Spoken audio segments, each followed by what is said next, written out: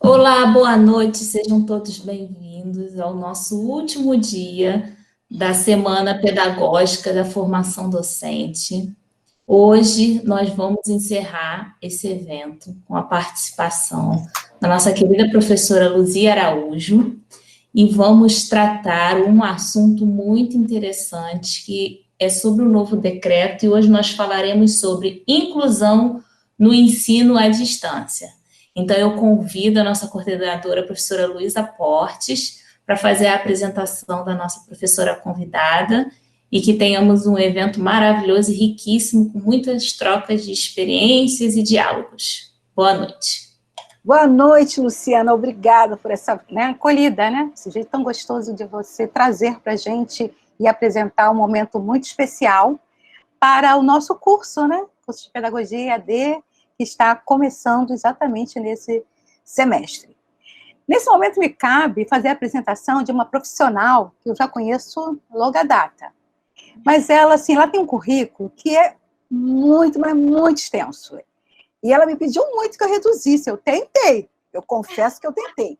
Mas não tem como, É uma carreira muito longa e, ao mesmo tempo, de muita produção, Vocês verão isso ao longo da nosso encontro e da nossa live, como ela tem um material e uma produção intensa.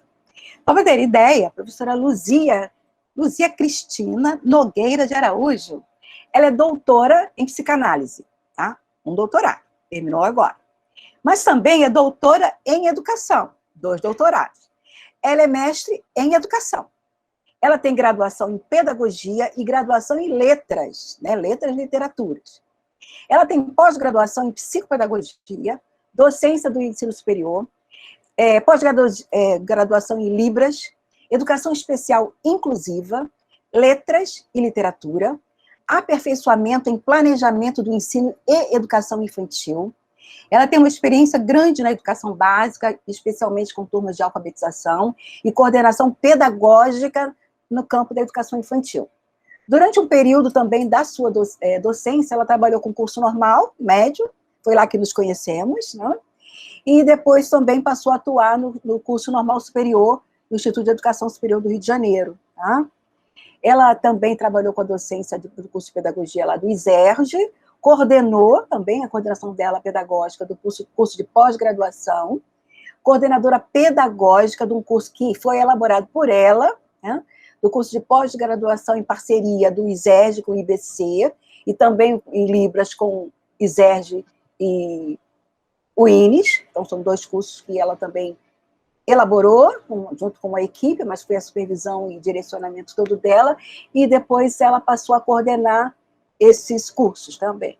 E durante toda a sua carreira, sempre trabalhando com a parte também de assessoria pedagógica, ligado à educação especial, lá do ISERJ, e sempre fez essa participação pesquisa junto à Secretaria de Educação, INEP, MEC. Mas vamos saber um pouquinho o que a Luzia anda fazendo hoje. Atualmente, o que ela faz?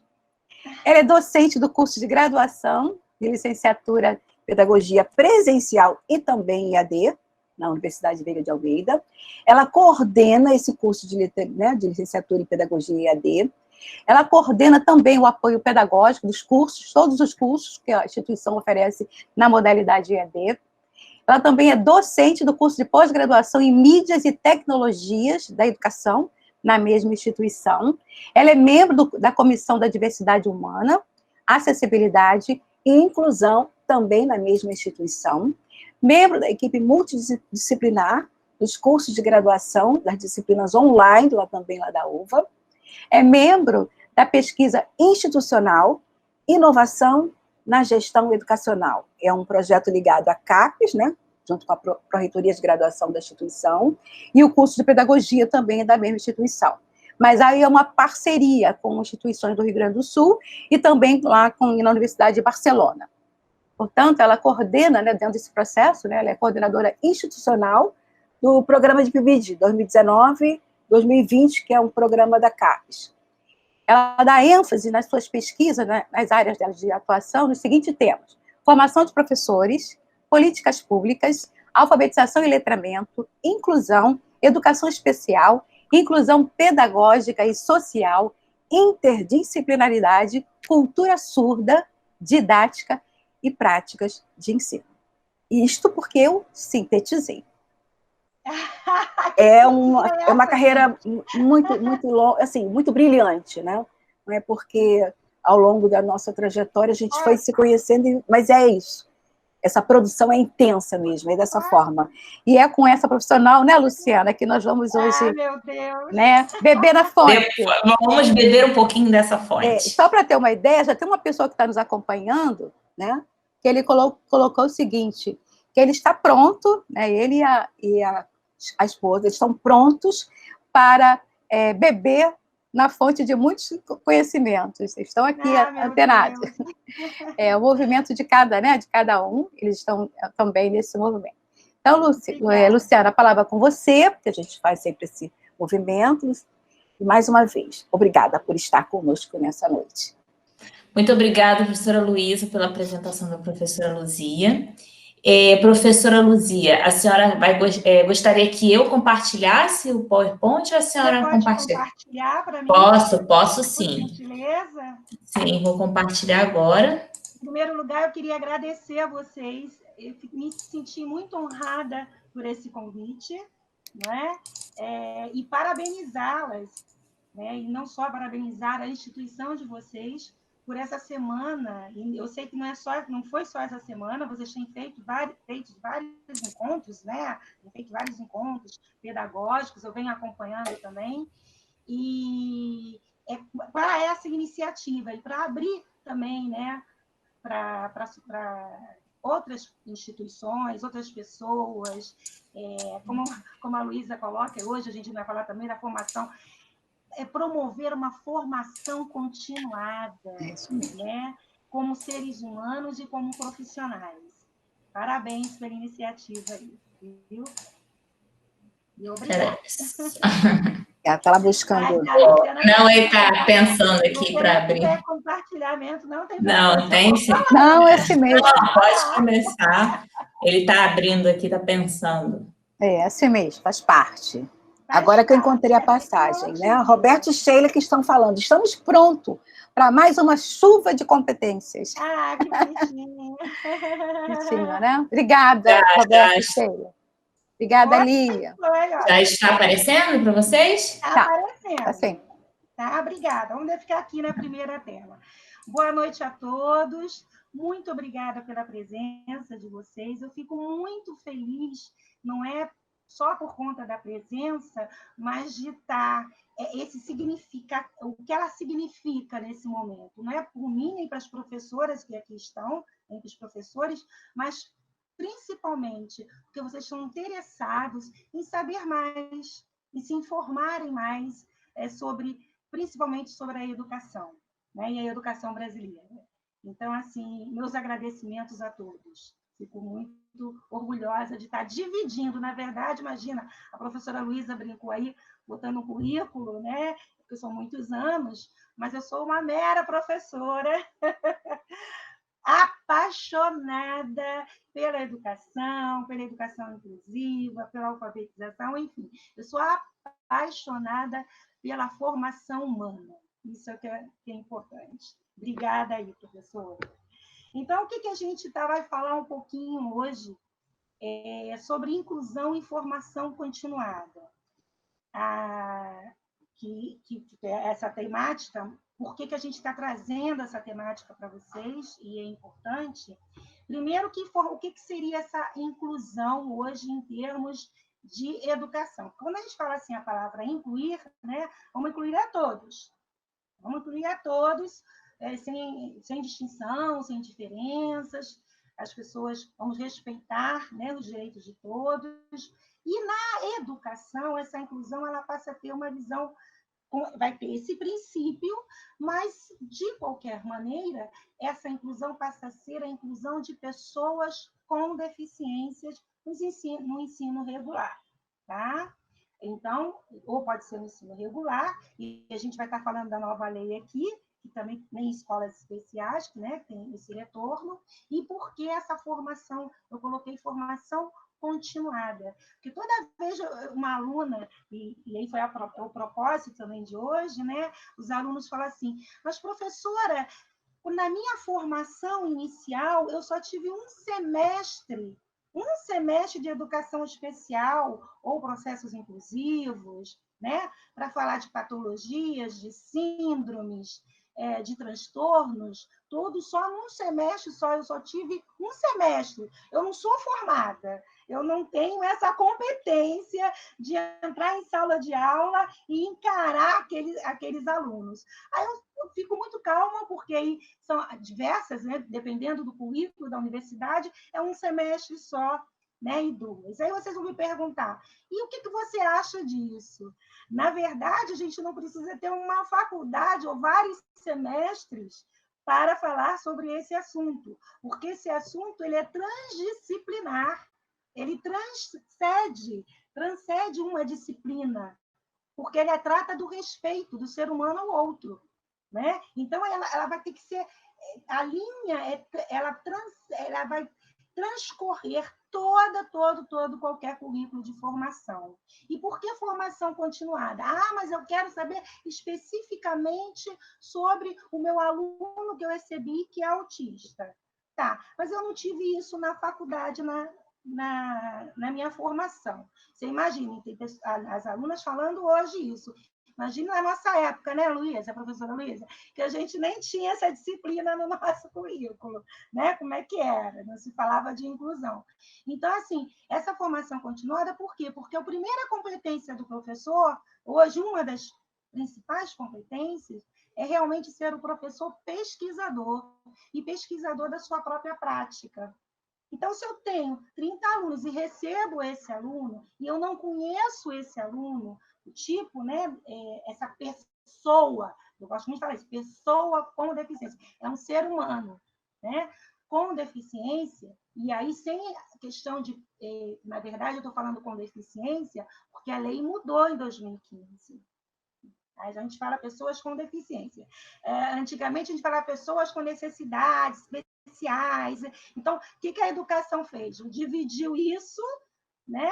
E porque todos nós temos uma necessidade especial. Então, todos nós temos o direito de ser incluídos. Mas, em termos educacionais, passou, então, a verificar um grupo minoritário de pessoas clinicamente que apresentavam algum tipo, né? E eles falam deficiência em termos clínicos em relação à questão de natureza, seja mental, intelectual, sensorial ou até física. Então, assim, quantos anos eu preciso para saber todas as patologias, todas as síndromes? Não vai, a gente não vai terminar. A gente tem que desenvolver o quê? É esse olhar de pesquisador. É a pesquisa. Eu recebi, eu vou saber, eu vou pesquisar, eu vou ter a escuta daquela família e daquele aluno, quem era aquele aluno, quem é aquela criança ou aquele aluno, né? E também a questão de entrar em contato com a família quando eles são pequenos, ou também mais eles às vezes são maiores, e aí são tutelados pelos familiares, enfim. E a gente tem que ter uma integração boa com a família. E quando se não se tem família? A gente tem que pensar nisso. Eu sou muito da escola pública, né?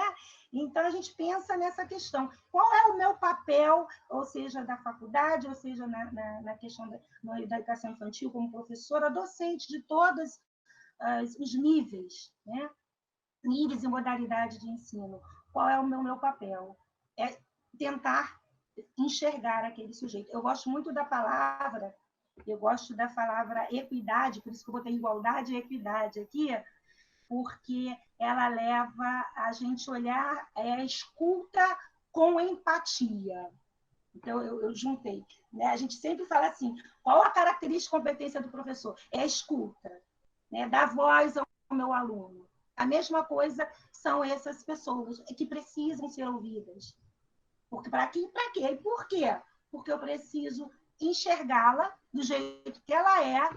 Ah, ela é autista, mas todos os autistas, eles não são iguais. Ah, mas clinicamente um é leve, moderado, o outro é severo. mas tem severos, também são singulares, são pessoas singulares. Um sujeito, ele é único, porque ele tem características pessoais únicas. O que define esse sujeito não é a questão clínica dele. É isso que muda e vai transformar essa nossa formação. Quando a gente fala em formação continuada em relação ao professor, é a gente ultrapassar a ideia dessa visão muito clínica e passar a ver esse sujeito como pessoa, né? Como pessoas com potencialidades para aprender. E aprender, eu gosto muito da palavra aprender. Então, a gente tem que ter esse olhar, essa transformação, porque a gente tem que transformar o olhar. Né? A gente estava falando aqui no início, antes, da questão da tecnologia. Nós temos um ano aí, vocês podem observar, por que eu tenho que estar nessa formação continuada e ser pesquisadora da minha própria prática. Há um ano atrás, uma das nossas competências seria apenas o quê? Utilizar, né, as ferramentas tecnológicas, ou saber utilizar essas ferramentas tecnológicas, mas a gente deixava lá. Hoje nós temos que botar a mão na massa, porque senão não há ensino, né? E aí, o que eu faço também, que hoje a gente percebe que essas pessoas com deficiência, na EAD, eles estão tendo um pouco de... Daí vai depender também do nível e modalidade, estão sofrendo mais ainda, porque eles estão nas suas casas, e como é que ela faz essa interação? Como é que é essa interação, esse estudo remoto que a gente fica falando, eles jogam na televisão, né? É o remoto, é o estudo remoto, mas você quase não vê falar assim, o que eu faço com aquela criança, né? Que ela precisa de uma atenção mais especializada, né? Com essa criança que eu preciso do mediador, eu já não tenho ele no presencial, imagina a distância. Né? É lei ter o mediador dentro da sala de aula, mas você não tem. Essa é a grande verdade. Né? Então, esse olhar de transformação, e aí a gente coloca a inclusão nisso, o que mudou? A gente tem a igualdade. Sim, nós temos a igualdade de direitos. E segundo a democracia, porque a igualdade não é um nome, não é da agora, né? E segundo os grandes filósofos ou sociólogos, a igualdade ela significa direitos, igualdade de direitos e obrigações. Tá? Mas isso a gente tem que proporcionar esses direitos a esse cidadão, que essa é a palavra, ela foi um marco muito grande no século XVIII, né, com John Locke, que era um liberalista, e ele vinha do liberalismo clássico, e que ele já falava, e era um grupo, né, de filósofos, estudiosos, contra a desigualdade. Então, vamos tentar igualar. Mas isso foi desenvolvendo a sociedade mais democrática. Mas a gente não pode igualar o que não pode ser igualado. Eu costumo sempre falar isso. Não pode. Então, eu preciso ter a minha visão da equidade também nesse jogo. Então, eu tenho que ter a igualdade de direito subsidiada, por quê? Pela equidade. E a equidade parece ser uma palavra muito novinha agora, mas Aristóteles, na Grécia Antiga, ele já falava em equidade. Ele falava assim, eu adoro quando essas frases dele, que ele falava assim, equidade é a capacidade da que a pessoa tem de si próprio ser capaz de transformar o outro, mas transformar o outro no sentido de justiça, ajudar o outro a ser transformado em algo, mas sempre levando em conta a justiça, o direito, as diferenças. Olha, gente, isso foi lá na Grécia Antiga. Parece que eu estou vendo hoje. É o mesmo discurso que a gente tem hoje. Olha, né? É o mesmo discurso. Pode ser até uma outra sociedade, mas a gente agora, pela primeira vez, nessa última lei, que vem o nome equidade, numa lei, escrita na lei. Né? Escrita na lei. Né? Nem na de 2015, que a gente fala que é a Lei Brasileira de Inclusão, vem a palavra equidade. Vem inclusão primeira vez, mas não vem a inclusão pela primeira vez, vem até na Declaração de Salamanca, de 1994, tá? Mas ninguém falava em equidade. A equidade surgiu agora, novinha, né? Em setembro de 2020, né? Desse mesmo ano. Então, vai aí a igualdade. Você pode passar, Luciana? Eu vou falando, vou me animando. Então, aqui a gente transforma, vocês estão vendo aí bonequinho, para a relação com as pessoas com deficiência, que eu estou falando do direito da educação, equidade, quando eu jogo para essa educação, eu tenho que ver essa pessoa como ser único e tenho que pensar em metodologias adequadas para essa pessoa, né? É uma metodologia diferenciada? É uma metodologia diferenciada. Mas isso acontece, professor, todo mundo fala. Olha, quem é da formação de professores e mesmo pais, e a gente vê nos jornais todos os dias, quando a gente fala assim, o direito à educação. Essa aqui é uma lei nova de 2015, né? Ela vem falando muito com a questão da inclusão, a gente teve uma conquista muito grande com a questão da inclusão, isso é fato, mas teve uma conquista no papel, porque na prática, quando a lei coloca que tem que ter um mediador, né? 3 crianças e um mediador dentro de sala de aula, a gente vai verificar nas escolas públicas, eu não estou falando da privada, né? Porque a privada é só uma questão cultural e, por vezes, e muitas vezes, os pais conseguem pagar o mediador. É ele quem paga, né? Que paga. Então, na verdade, ao público, por exemplo, você tem que ter um mediador. Você não tem. Né? Eles não, algumas têm, muito difícil. A maioria que a gente vê e encontra são estagiários. Estagiários fazendo o papel de mediador. E o que ocorre? Uma criança que precisa de criar laços afetivos, né? Todo mundo precisa criar laços.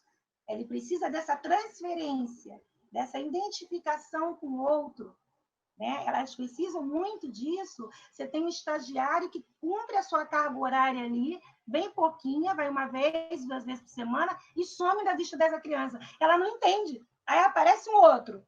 Aí, quando ela está estabelecendo esse laço, aí aparece o outro estagiário. Aí olha só, e cadê a inclusão? Né? E a gente pergunta assim, meu Deus, cadê a inclusão? Luzia, mas tem escolas? Tem. Eu conheço muito poucas, mas tem.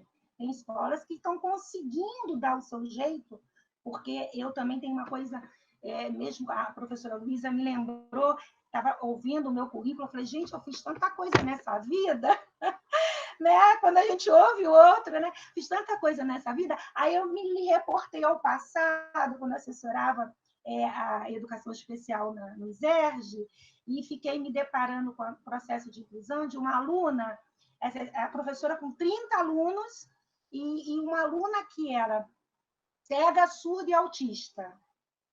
E aí não tinha um mediador. E ela gritava o tempo inteiro. Então, o que a gente faz com esse aluno? A gente faz metodologias. Vamos fazer um trabalho diversificado com ela?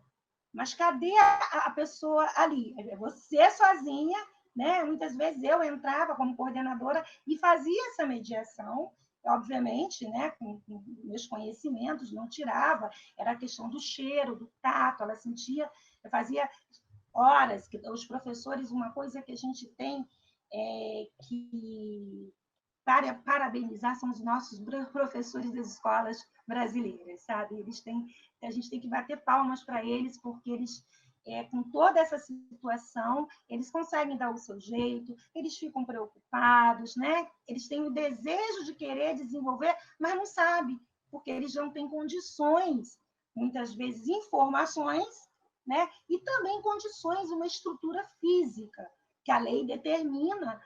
Mas está tudo com rampa. Você tem um ônibus que passa de 1 hora e que sempre acaba com defeito, então o cadeirante não vai para a escola. Né? Eu estou rindo, mas é de nervoso até, porque essa situação ela é vergonhosa. Né? Você tem essa lei que é muito bonita no papel, mas quem é que cuida para essa lei se fazer valer? Quem é que cuida? A professora Luísa hoje estava falando antes, falando a questão da máscara, né? Olha, todo mundo tem que usar máscara, tem que usar máscara, e a gente vai nos lugares e que tem pessoas que não estão utilizando. Está lá, está a lei, tem uma lei lá, mas tem quem esteja vigiando se de fato isso está acontecendo? Né? Tem a punição, mas brasileira não, tem a punição. Tem a punição do dinheiro, né? Mas sempre ele dá aquele jeitinho. Né? É o tal do jeitinho brasileiro. E isso é uma coisa, eu estou falando a questão da máscara, né? Eu estou falando do dia a dia, porque quem não é da nossa formação, por isso eu estou fazendo uma analogia até, né? Porque tem pessoas aqui que não têm a formação. Mas uma analogia, você joga isso para a lei da educação especial, né, da escola, da inclusão, dessas crianças com deficiência na escola pública, sem esse amparato. Sem o amparato, ela fica vulnerável, ela não aprende. Primeiro que tem professores e professores, não é, né? São profissionais e profissionais. Então, tem professor que tem aquele desejo que a criança aprenda. Esse professor ele vai pesquisar, ele vai mudar suas metodologias, mas tem alguns, e eu acho que é um número considerável pelas pesquisas que eu venho fazendo com as alunas, que elas me trazem, que elas falam assim, professor, eu sou mediadora, ela me coloca como mediadora, mas manda eu passear com a criança pelo pátio, para ela poder ensinar, né, dar a sua aula. Né? Dar aula, eu odeio isso, dar aula, eu não dou nada, eu construo conhecimentos, né? Então, na verdade, esse profissional, ele pede para a estagiária passear com as crianças. Isso é inclusão? Então, isso não é inclusão. Então, antes de a gente estar criticando uma lei ao seu papel, e eu sei que a lei sempre vem de cima para baixo, a gente tem questões negativas também em qualquer relação à lei, de não se fazer valer essa lei, eu tenho que ler, porque a lei ela é interpretada também, né, de várias formas, e quando veio a lei, principalmente a LDB, muda só, Luciana, por favor. Vai, Lu? Pode mudar? Na verdade, a lei ela diz assim, por meio da oferta de serviço, de recursos de acessibilidade que eliminam as barreiras que promovam a inclusão plena. Olha só, ela já vem dizendo que tem que ter o aprimoramento dos sistemas educacionais. Ela só não diz, ela só não está todo dia lá dentro da escola, né? Para saber se essa acessibilidade existe. Ela não abre um concurso e nem estabelece uma formação, que eu digo, de mediadores. Não dá essa capacidade. O professor que tem que correr atrás, tem que só pesquisar, tá certo. Mas, mesmo assim, se eu tenho, se a lei aconteceu e eu estou em serviço, esse professor, esse profissional da educação, ele merece ter uma que a gente chama formação continuada, né, no próprio ambiente dele de trabalho, né, que a gente fala de capacidade, eu não gosto de falar da capacitação, parece que a pessoa é incapaz, né, eu gosto de falar formação, como vocês falam, formação, né? Eu e a professora Luísa, a gente fala muito sobre isso, só da formação, não de capacitação, não dá, né, todo mundo é capaz, né, a gente precisa de uma formação. Vamos, Flávio. Estou falando muito, gente. Pode mudar.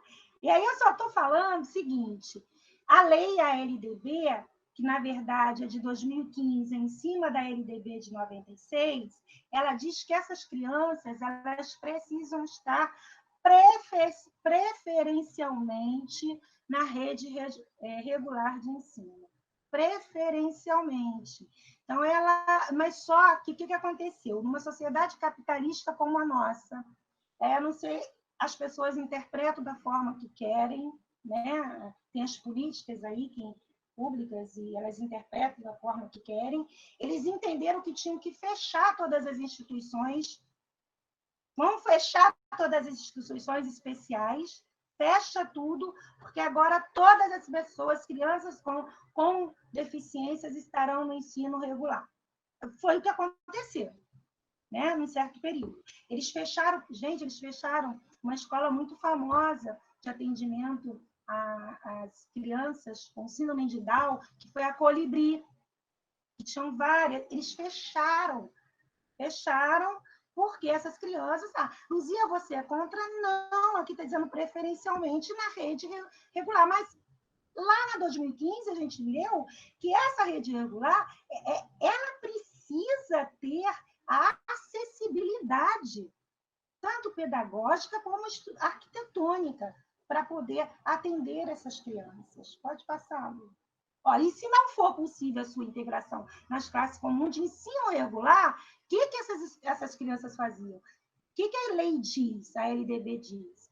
Que tem uma classe especial, tem que ter dentro da escola essa classe especial, onde eu tenho uma equipe multidisciplinar com uma professora especializada. Então, a criança ela está incluída como mediador na sala de aula, tá? E no horário contrário, ela faz a visita a essa classe que a gente chama classe especial. Então, onde tem equipe multidisciplinar, né, para poder ajudar. E essa professora também ela é capacitada, ela é formada para também interagir com a professora de sala de aula. Isso que seria o bom, tá? E veio, então, a gente chega no decreto 2020, que está tendo uma polêmica danada, né? Quando eu falo que a lei entendeu de fechar todas as escolas especiais, né? Que foi isso que aconteceu no município, a gente não teve muitas saídas e todo mundo atendeu essa coisa. Você é contra o atendimento? Não. A escola ela tem que se modificar, ela tem que ter um outro olhar referente e olhar esse aluno porque ele tem potencial. Mas a gente entende que se eu não tenho essa estrutura, né? Porque é muito fácil você falar assim, mas inclui todos. Inclui.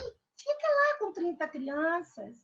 Fica com uma só, que é surda, que é cega, que é autista severa, que grita o tempo inteiro.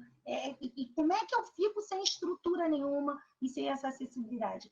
Essa criança ela tem que ter direito à inclusão, ela tinha que ter no horário oposto, 2 vezes por semana, sendo atendida pela equipe multidisciplinar, que daí vai professor, psicopedagogo, né, para ter esse desenvolvimento. Mas se eu não tenho isso, eu tenho que ter outras coisas. E aí vem a Lei 2020, que está tendo uma polêmica danada, falando, as pessoas, que saiu agora, de setembro, dizendo que é um retrocesso. Está tendo um retrocesso porque está falando de educação especial. Mas as outras leis também, educação especial, o nome educação especial nunca deixou de existir em nenhuma lei. Né? É o olhar que tem que estar, que ficou modificado. E pela primeira vez a gente vai ver que é uma educação equitativa, a equidade aí, tá? Inclusiva e com aprendizado ao longo da vida. Então, eu tenho que ir. Por quê? Porque os professores ficam muito... O que está dizendo ao longo da vida? Essa criança ou essa pessoa com deficiência, ela tem a vaga dela garantida. Então, é aquele que eu vou botar conteúdo. É o conteúdo que importa. Ela não vai acompanhar dessa forma. Né? E que conteúdo é esse? É o conteúdo para todos? Bacana, professora. É o conteúdo para você estar trabalhando de forma espetacular. Né? Todos são iguais, o conteúdo é o mesmo, mas você está fazendo as metodologias iguais para todos. Todos são iguais, todos percebem de forma diferente, todos constroem a aprendizagem de forma igual? Não constrói, eles são diferenciados. Então, essa lei, ela não mudou, ela continua preferencialmente na rede regular de ensino aos educandos. O que ela vai aumentar um pouco aí, pode passar, Luciana, por favor?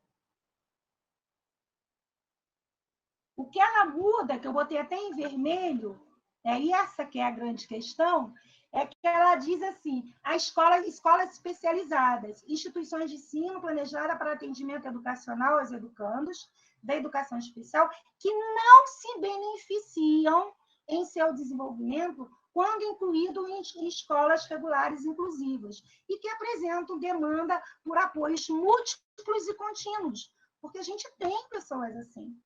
né? Em que a escola, muitas vezes, ela não tem essa equipe, essa estrutura multidisciplinar né, de que essa criança precisa, e porque quando a gente fala assim de inclusão, dá a impressão que é só a pessoa, a síndrome de Down que está lá, né, que é o autista leve ou moderado que está lá. Não, são diversas, nós temos 2.472 patologias não diagnosticadas pelo censo do ano passado. Então, e assim, severas. Então, a gente não é uma brincadeira. A inclusão, ela não pode ser uma pseudo-inclusão, porque eu não estou beneficiando. Ai, olha, todas as crianças vão se desenvolver humanisticamente? Vão, lógico, que ela vai ver. As crianças, elas são solidárias também, né? Ela aprende a solidariedade, isso é fato. Mas ela tem que aprender a ser solidária. Mas e a criança? E a criança que está ali, que não vê, não se enxerga muitas vezes ali naquele conjunto? Não vou muito longe, tá? Eu falei também que as deficiências podem ser sensoriais. Aí, eu puxando um pouco para a questão da surdez, uma amiga professora, teve uma aluna, os pais são ouvintes, e ela tornou-se minha amiga porque, na época do INES, eu que a recebi. A filha dela, com 10 anos de idade, ela nasceu surda, mas os pais, com dinheiro, optaram pela oralização. O surdo, ele pode ser oral... Todo surdo fala, não existe surdo mudo, tá, gente? É só surdo. Não existe surdo mudo, é só surdo, por favor, né? Ele respira, só pensar no aparelho respiratório. A nossa voz é o quê? A gente tem aparelho de voz? É o respiratório. Todo mundo respira? A gente não respira, né? O ar, aí vem, sobe laringe, faringe, aí vai, né? Ou sai pelo nariz, ou aí sai o nosso som. O bebê chora, o surdo chora, então ele não é mudo, tá? Não é mudo, ele é só surdo. Então, na verdade, o filho dela nasceu surda, ela, com todo o aparato que ela tinha, ela optou pela oralização, o surdo oralizado, porque não queria cultura surda, tá? Então, a filha dela aprendeu a falar e ler os lábios. A situação mudou foi quando ela chegou no quarto da filha, que tinha um mapa, né, o mapa mundi, e a menina, com 10 anos de idade, estava com o dedinho muito triste, chorando, olhando o mapa, estudando o mapa. E ela perguntou para a filha, filha, o que você está procurando? Ah, mãe, eu estou procurando um lugar no mundo que tem alguém igual a mim. Isso é igual a mim. Aqui foi uma pancada para a mãe, ainda bem que era professora, né? E sensível também. Então, ela foi uma pancada para ela. Ela falou assim, o que eu estou fazendo com a minha filha? Então, ela foi direto para o INES, né? Para a filha tentar se identificar também com o surdo. Não, minha filha, não é só você que é surda, não. Existem pessoas iguais a você nesse mundo. Né? Então, assim, o excesso de amor também e a desinformação acabam, por muitas vezes, excluir também o outro, segregar essas crianças. Tá? E aí tem essa lei nova e elas devem ser regidas por profissionais qualificados para o cumprimento da sua finalidade. Então, ela exige que o profissional tenha uma formação continuada, que ele seja qualificado, que ele, enfim, quando eu falo formação continuada, se eu não tive na minha formação inicial, eu vou fazer a nível de pós-graduação, eles estão exigindo agora, vai ser uma exigência, mas também abre, a questão é essa, abre esse questionamento para a questão de se mudar, de dizer assim, olha, aqui na escola eu não consigo trabalhar com essa criança, e ela pode, então, estar, a mãe, a família, ela pode estar escolhendo uma escola especial para o seu filho. Né? Aí é a questão do capitalismo de novo. Então, ele retoma essa escola especial, se isso é um retrocesso, e aí a família que vai escolher isso. Né? É a família que vai escolher. Ou então a família procure uma escola realmente inclusiva. O que está acontecendo é que essa inclusão virou uma pseudo-inclusão. Ela ficou muitos ali, e eu não estou falando de todas as escolas, mas eu estou falando de uma grande maioria, sim, das públicas, tá, gente? Uma grande maioria, sim. Porque a particular, você tem até meios, como eu falei, dos pais estarem tendo um salário, né, dinheiro, enfim, uma situação financeira plausível para se pagar um mediador, para ter toda assistência do psicopedagogo, psicólogos, psiquiatras, neurologistas, tá bom? E aqui na pública a gente está enfrentando ainda, nós tivemos muitas conquistas, mas eu não fico muito nervosa com a questão dessa nova lei, de estar, a gente só vai deixar isso acontecer se continuarmos do jeito que estamos. Se a gente parar no tempo, se a gente não ter o desejo de aprender, de saber quem é aquilo que eu falei lá no início, né? É a escuta com empatia. É isso que faz a questão da nossa profissão, né? Você tem essa escuta. É a voz do outro e eu não vou me colocar nunca no lugar dele. Isso não existe, né? Na psicanálise, né? Eu não vou estar no lugar dele. Eu não quero o lugar dele, mas eu vou ter condições pela escuta de ver qual o desejo dele, as potencialidades dele, né? O que ele está me trazendo de significativo para que eu possa propor propostas pedagógicas que realmente possam contribuir para a qualidade da educação dele, né? Para a melhoria do desenvolvimento da construção de seus conhecimentos. É isso. Falei rápido. Não, professora, foi maravilhoso. Muito obrigada mesmo pela aula. E aproveitando, né, a senhora trouxe as duas leis, a de 2015 e a última agora, de 2020, né? E a gente consegue perceber que sempre existiu dentro dessas leis, especificamente falando da educação inclusiva, especial, essa parte de integração escolar. Mas aí eu pergunto para a senhora assim, qual é a diferença entre integração e inclusão? Você pode, assim, trazer para a gente um pouquinho? Interessante. Lembra quando eu falei bem no início, Luciana, quando surgiu a educação especial, tá? Só escolas especiais, se tinha a ideia de integração. O que é integração? Eu vou moldar esse sujeito, ele tem um espaço específico de aprendizagem dele, é aquele espaço ali, eu vou moldar esse sujeito. Então, eu vou tentar desenvolvê-lo o máximo possível para que ele consiga ser integrado numa sociedade, tá? Que faz algumas demandas e que se você só é inserido e integrado se você estiver dentro desses moldes. Essa é a integração. Então, você traz isso para a escolarização e para a educação, você vai entender o seguinte, se eu olho para o meu aluno, se eu só quero vou integrá-lo, eu não me modifico, eu quero modificar o sujeito, não a instituição nem a minha forma de olhar esse sujeito. Eu não me modifico. Então, eu vou moldá-lo para que ele... E se ele tiver sucesso ou fracasso, o problema foi da patologia dele, né? Ou da síndrome, ou do transtorno. Não foi meu. Então, era muito mais fácil. É mais fácil fazer isso. Quando você fala só em integrar. Eu fiz o possível. Ele não acompanhou a turma. Foi um problema da criança. Então, você tinha muito essa questão. Quando você fala só em integração, você está muito preocupado em moldar o sujeito para as demandas da sociedade. Tá? E quando você já coloca a inclusão aí, é o oposto. A sociedade vai ter que se reestruturar, se ressignificar para atender as demandas do sujeito da aprendizagem. Então, é esse olhar que a gente quer, né? Então, nós é que temos que nos transformar.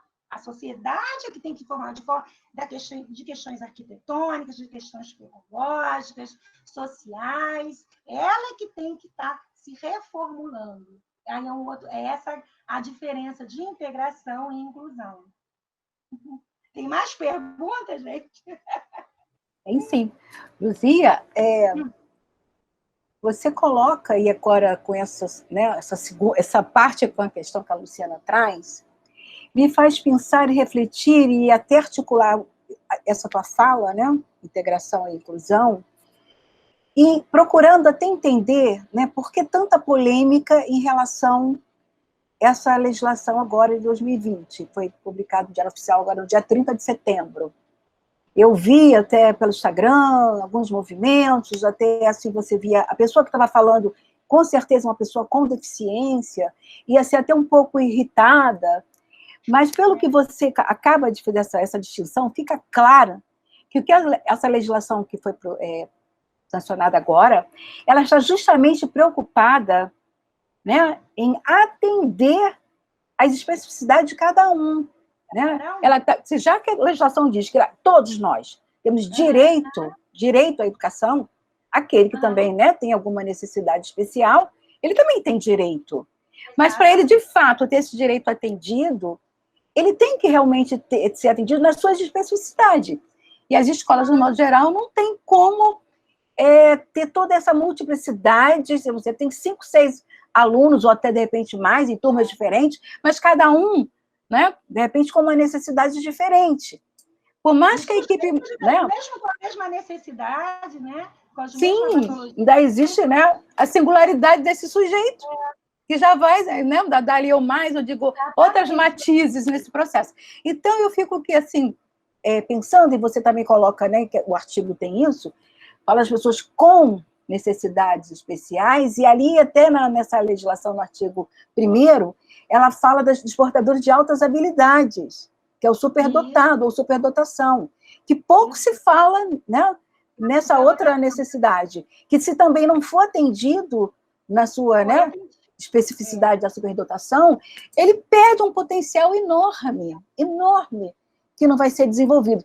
Então, eu queria que você ainda tentasse, eu sei que você tem muita leitura sobre isso, muita competência para falar sobre isso, para tentar esclarecer as pessoas, no sentido de que, quando elas afirmam que é um retrocesso, essa lei que a gente tem agora é um retrocesso, eu acredito que você, com a sua fala, acho que, pelo menos para mim, está claro, eu não sou especialista na área, mas eu consegui entender. Mas eu acho que seria interessante ainda você tocar um pouco nessa questão, né, de por que ela é retrocesso ou não é? Por que ela não é retrocesso?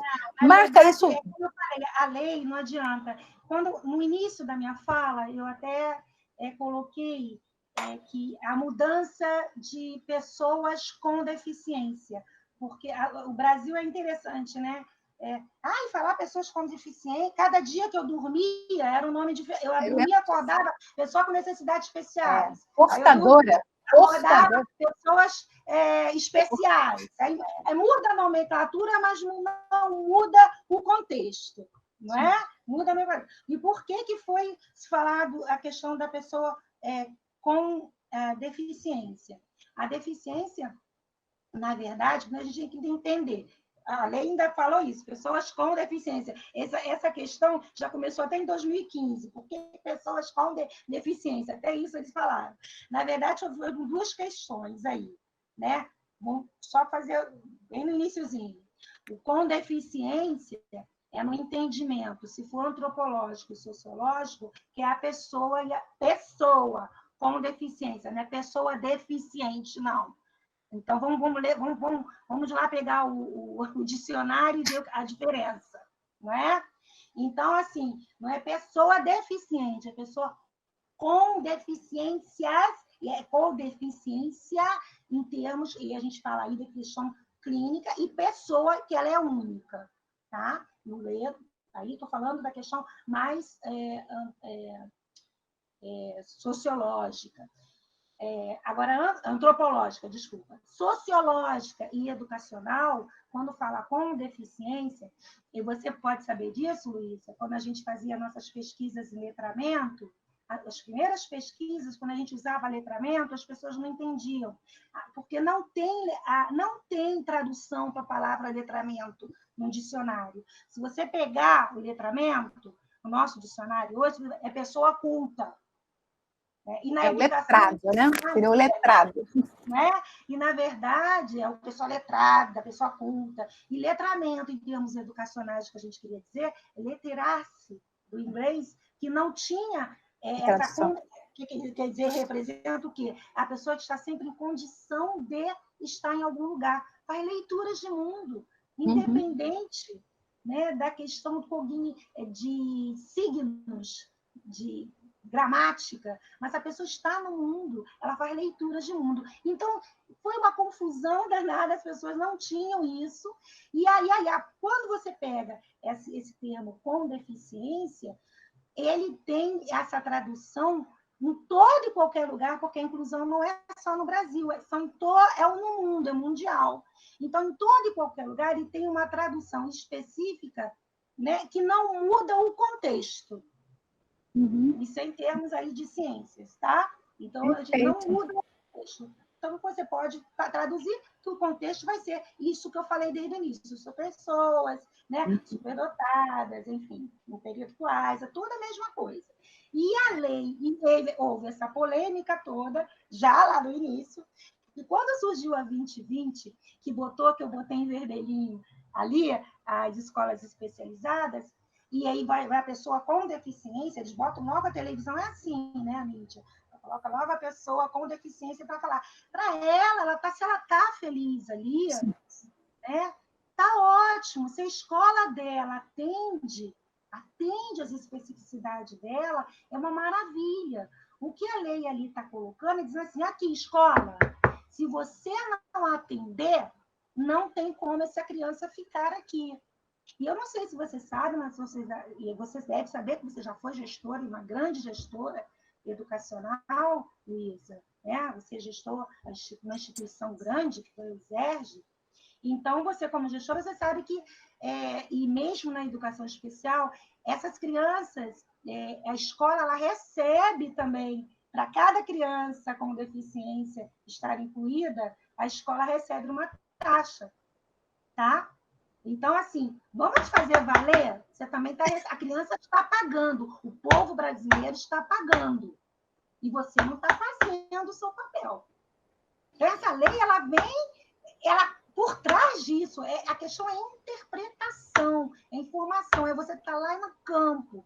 Não adianta dizer assim, eu não estou fazendo, mas elas estão incluídas, elas estão junto com crianças, detesto essa nomenclatura, né? Normais. Não existe normal. Quem é normal? Ninguém. Todo mundo é anormal. Por aí. Cada um tem as suas esquisitices. Mas, na verdade, a psicanálise ainda diz isso, né, Luísa? Cada um tem as suas questões.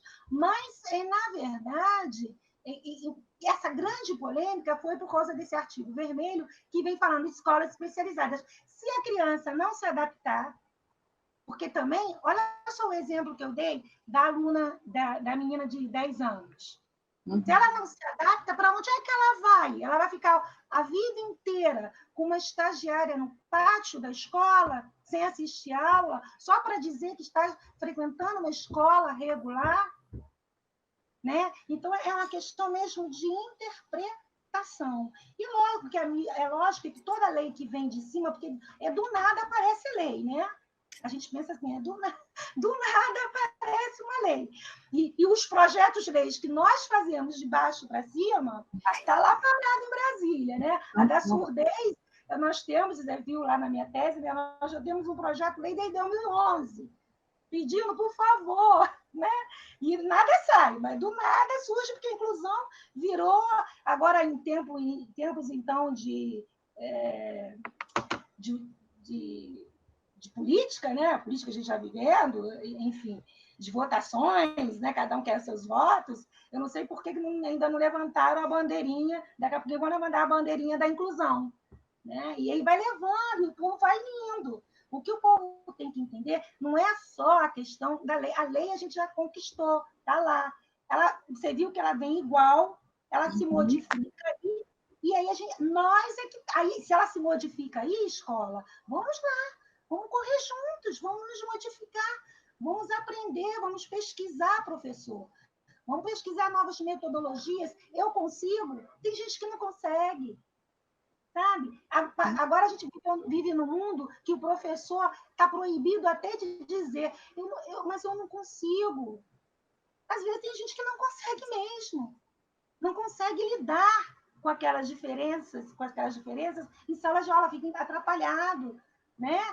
As pessoas são diferenciadas, estão colocando isso toda a lei faz, muita ênfase na postura desse profissional, desse professor, mas esse professor ele precisa de um aparato, mas a gente não pode esquecer que ele também é o sujeito da aprendizagem, ele precisa também ser feliz, ele tem suas diferenças, e tem uns que não se adaptam. Então, eu vou procurar uma outra forma. Eu não sou obrigada, agora eu tenho que respeitar. Eu tenho que respeitar, eu sou uma profissional da educação, eu tenho que respeitar, eu tenho que fazer tentar todas as metodologias. Mas se para mim é difícil, eu tenho que ter a humildade de chegar para a minha coordenação e dizer, eu não consigo. Você me ajuda? O problema é que o professor, ele fala, mas é tão difícil chegar perto do coordenador e falar assim, eu não consigo, você me ajuda? Cadê aí a coletividade? Né? A gente fala tanto na coletividade, a coletividade ela só acontece quando você se enxerga dizendo, eu preciso do outro, eu preciso da ajuda do outro. E essa lei vai dizendo isso, alô escola, acorda, porque senão vai todo mundo voltar para especial. Né? Vamos ver se acorda. E tomara que acorde. Foi, Luísa? Foi ótimo, foi muito, foi além. Como sempre, né? Ó, a Almir está falando, a Almir Erlani, um que está nos acompanhando, está falando assim para você, como fala bem essa professora Luzia. Eu estou aqui acompanhando e vendo as falas, Luzia. Olha, foi assim, espetacular, esclarecedor demais, né, Luciana? É isso mesmo, professora, Muito esclarecedor. uma aula mesmo. Que aula que nós aula. tivemos, né? Cheio de esclarecimentos. A gente precisaria de mais lives. Nossa, tem aqui vários exemplos. Mais lives, porque a gente, né, precisa muito ouvir, né, sobre isso e estudar mesmo. Eu, na minha experiência, você falou uma coisa que eu lembrei, que quando eu trabalhava na rede pública, né, eu trabalhei muito tempo, foram 16 anos com ensino fundamental, nem se discutia a questão de inclusão. Estou falando, né, na década de 80, 90, nem se discutia. Mas eu me lembro que eu tive em sala um aluno que eu não sabia o que ele tinha, mas com certeza hoje, lembrando nas minhas recordações, que provavelmente ou era autista, ou tinha algum comprometimento também, acho que intelectual. E eu não sabia o que fazer. Não sabia o que fazer. Simplesmente não sabia o que fazer. E como você procura e conversa com a coordenação. E eu, como eu digo, da jovem professora, fui fazer exatamente isso. Claro que a minha coordenadora também não sabia o que fazer. Olha. Entendeu? Porque a gente também, tudo é um processo, a gente entende isso, tem que estudar, mas eu confesso, já falei isso até em outros espaços, você falou isso também, eu não sei lidar com essa situação. Você já me falou entendeu? Uma vez. Eu não sei. Eu sei que você já até me ensinou muito, aprendi muito com você. Não é ficar com pena, que eu não vou ficar com pena, não é isso. Mas eu não sei o que fazer.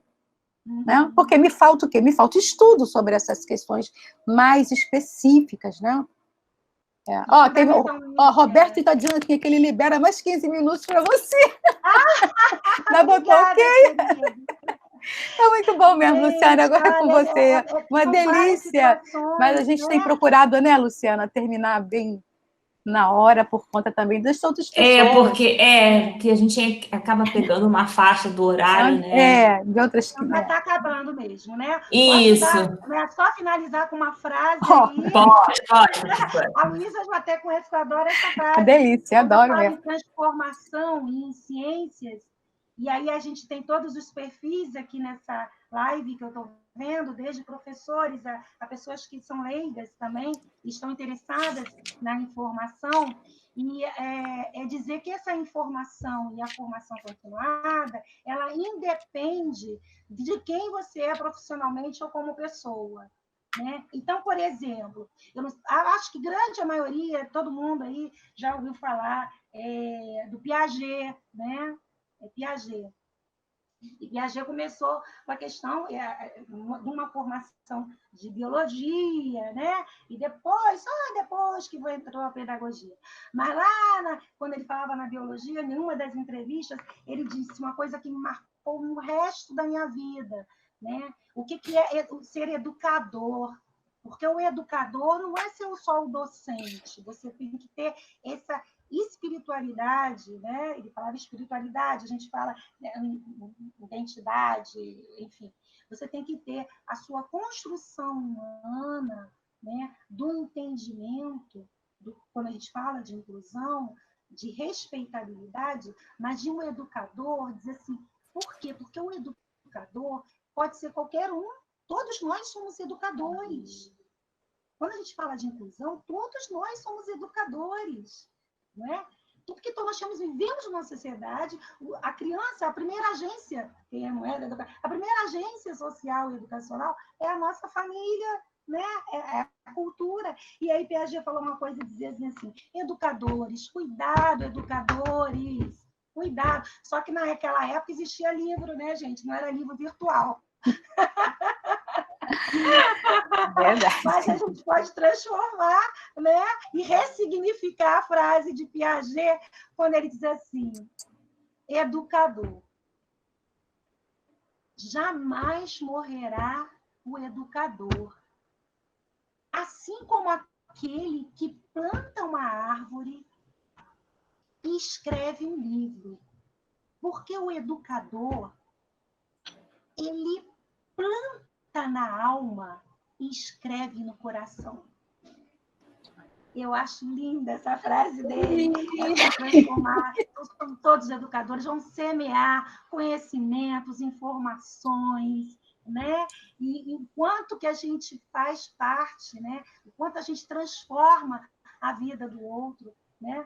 Das pessoas com deficiências, não só com deficiência, mas de todas as pessoas, como a gente escreve na alminha deles, como a gente planta como a gente escreve nesse coração, como a gente escreve em sua alma, né? E fica isso para o resto da vida. E muito obrigada a todos, meninas. Saudades. Ai, professora maravilhosa. Luciana, nem diga que eu fui sua professora. Ninguém.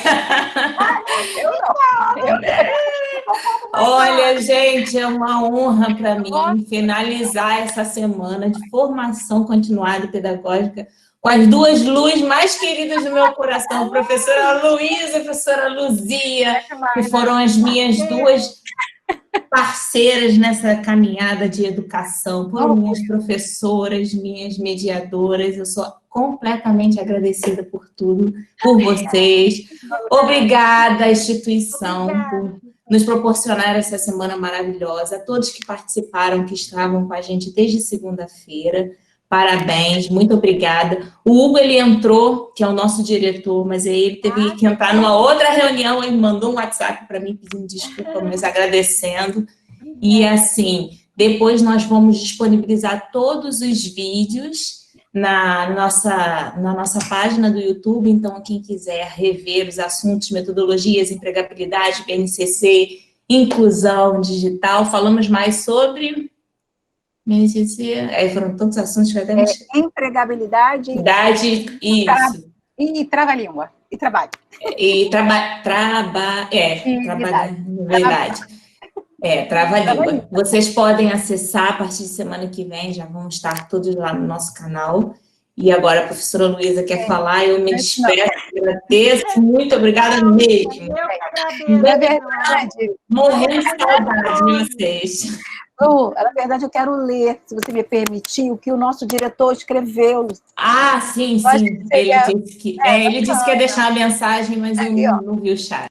Ele colocou assim, pessoal, parabéns pelo excelente debate. Mais uma vez, uma palestra de altíssimo nível e uma organização impecável. Sinto não poder ficar para falar pessoalmente online, ainda voltou, né, bonitinha. Sinto não poder ficar, né, como eu falei, pois ele está com outra demanda urgente aqui às 19 horas. Fico mais triste ainda por ter que sair durante um debate tão relevante e com uma palestrante tão esclarecedora. Agradeço muito pela oportunidade e pela honra de participar disso tudo, né? Um forte abraço e sucesso a todos. Acho que, quando eu comecei a ler isso, não, tem que fazer a leitura, acho que para marcar, né? Porque realmente o nosso diretor é uma pessoa extremamente assim, participativa, ele dá apoio, né, Luciana? Está sempre junto com a gente, ele se desdobra para poder acompanhar todo o processo, eu sei que é muito difícil, mas assim, eu só vou ratificar o que a Luciana falou, né? Eu só tenho que agradecer, e é uma honra imensa poder, mais uma vez, partilhar uma experiência com você, que é alguém que eu admiro muito pela sua competência. É um lado que a gente não pode nunca deixar de falar. Mas quem a conhece como ser humano, não tem igual. Não tem igual. Não tem. Um coração desse tamanho. E assim, eu gosto também de falar isso, não é uma rasgação de seda gratuita, não é isso. É alguém que luta bravamente, sabe? Assim, sabe o que é lutar pelo direito do outro? Que eu já até brinco com ela, olha para você também.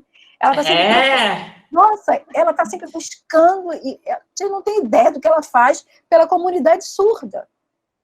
Ela luta bravamente pelos direitos, né, da comunidade surda, e eu, assim, eu fico admirada. Eu sou uma pessoa admirável. Então, muito bem, eu temos que agradecer. Agradecer. E esperar um próximo encontro. E agradecer também a todos, né? Logo, vou cobrar. A equipe técnica, o Wagner, que está aqui dando todo o apoio para a gente. Agradecer também. Agradecer, gente. Muito obrigada. Obrigada, Lu. Eu agradeço a vocês. É uma honra estar partilhando conhecimentos com vocês, compartilhando aí com todos aí que participaram dessa live, né? Que acompanharam. Parabéns, menino. Parabéns. Obrigada, gente. Boa noite. Boa noite. Obrigada. Até a próxima. Até a próxima semana pedagógica.